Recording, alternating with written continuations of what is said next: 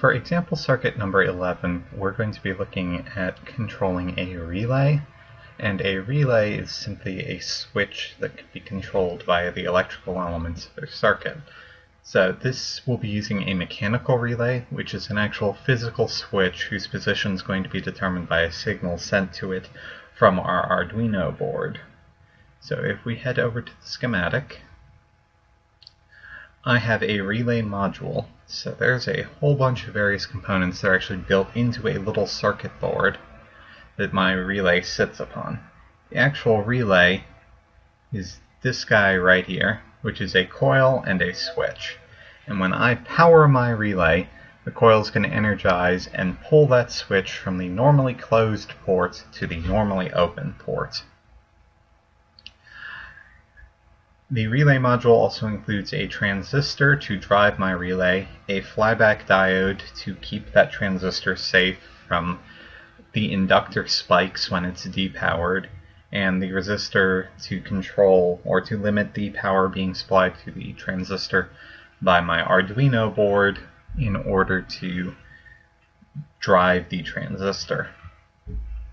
So what I'm actually going to hook up is my resistor is going to appear on my relay module as a port labeled VCC. Or no, the resistor is going to appear as a port labeled in1. And in1, I hook up to Arduino pin number 2. VCC, which is this point over here, the positive side of my coil, and the negative side of my flyback diode, is labeled VCC, and we're going to hook that up to 5 volts. So if we zoom in here, I've got 5 volts here, and we're pulling 5 volts off the board and sending it to 2 different places. So we're sending 5 volts here. And then finally, the other side of the transistor for my relay module, I'm going to hook all the way over to ground. So if you remember the motor where I hooked a pin to a resistor to a transistor, and then the transistor to the coil element, and the positive side of the coil element to the other side of the coil, and then a flyback diode in order to prevent burning out my transistor. This is exactly the same as the motor, except now I simply have all of those things included on a little board along with my relay for this. And now I'm going to wire a power supply with a 330 ohm resistor into the input port of my relay. So my relay, which is just the switch, is going to be receiving 5 volts with a 330 ohm resistor on it, which will current limit my 2 diodes so I don't burn them out. I'm hooking my normally closed port to a red LED, which I'll then hook back over to ground. I'm hooking my normally open port to a yellow LED, which is also going to be connected to ground. So when I have not sent power to my relay, the red LED should be lit up. When I do send power to my relay, energizing the coil, it'll pull the switch over to the normally open port and light up the yellow LED. So even when I'm not doing anything with the circuit, the red LED should be lit up, because the red LED is connected to the normally closed port. So if I switch over to my circuit board for a second, the actual physical one, you'll see I've got my red LED lit up. And I've got my relay module back here, and my relay module has a little green LED on it that's indicating that my relay module has received power and is ready to function.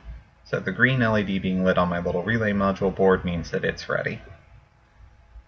So if we head over to my sketch, the sketch for a relay spends a lot of time explaining relays and the coils and making sure you've got your diodes in place and everything. But the actual control for this is very, very simple. they define the relay pin and a time delay. So I'm using pin 2 to control this, and I'm having a standard delay of 1 second. And for my setup, I set my relay pin to output, and for my control, I turn my relay pin on to high, and I wait, and then I turn my relay pin down to low or off, and then I wait. Program's as simple as that. I send it power, I stop sending it power. And so if I were to upload this, I'd send power to my relay, causing it to switch, and then I'd stop sending power, causing it to switch back. So if I upload this, I should see it flipping between red and yellow, and I should also hear a clicking noise from my relay itself as the switch physically moves inside of it. So let's upload the sketch and see what happens.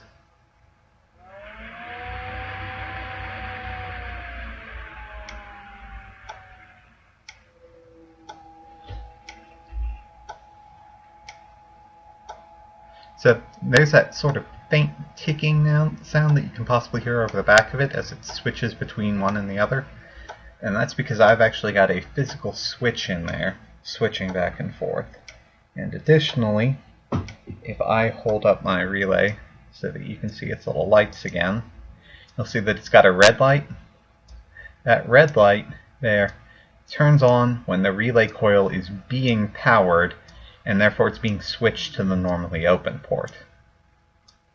So you note that the green light that says that the relay is ready always stays on, but that the red light on my little relay board is also turning on when the relay is switched, and you can see that the relay is switched because I've switched from the red LED connected to the normally closed port to the yellow LED connected to the normally open port.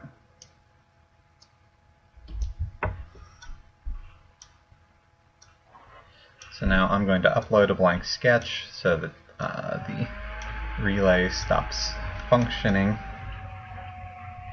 And before we wrap up here, I'm actually going to disconnect my relay and see if I can't point out some of the components on my little relay board to you. So I've got my module, and the flyback diode is up here, control resistor is here, and my transistor is down there. And I've additionally got two more resistors over here, which are the current limiting resistors for my pair of diodes here. The three inputs are up here, and they're my VCC, my in1, and my ground. And over on this side, we have the standard input in the middle, so the input side of the relay. What I'm putting into my relay is here.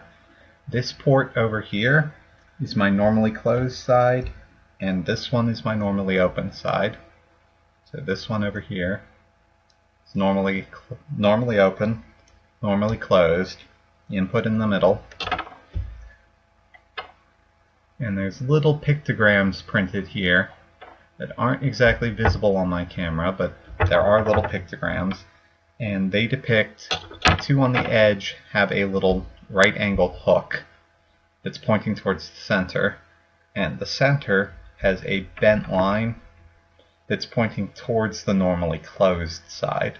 So that's how you can tell which side is normally closed. It's pointing, the center one is pointing towards the normally closed side. So that's my little relay module, which I've been using instead of just a freestanding relay, which could also be used for this one.